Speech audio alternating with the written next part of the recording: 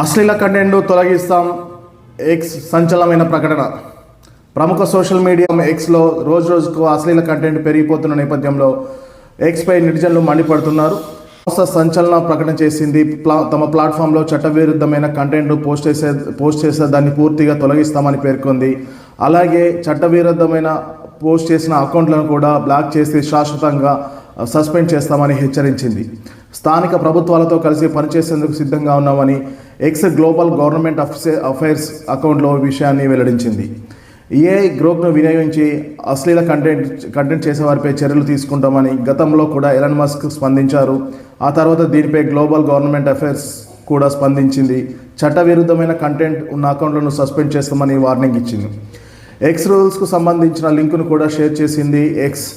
మరోవైపు భారత ప్రభుత్వం కూడా ఎక్స్లో పెరుగుతున్న అశ్లీల కంటెంట్ గుర్తించింది. గ్రోక్ ఏఐని వినియోగించి మహిళల అసభ్యకర ఫోటోలను సృష్టించడంపై ఆందోళన వ్యక్తం చేసింది. ఈ క్రమంలోనే జనవరి 2న ఎక్స్కు నోటీసులు జారీ చేసింది కేంద్రం.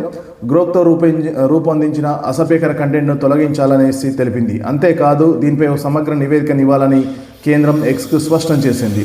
దీంతో ఎక్స్లో పోస్ట్ చేసేవారు అకౌంట్ శాశ్వతంగా సస్పెండ్ చేస్తామని గ్లోబల్ గవర్నమెంట్ అఫైర్స్ ఎక్స్లో పోస్ట్ చేసింది.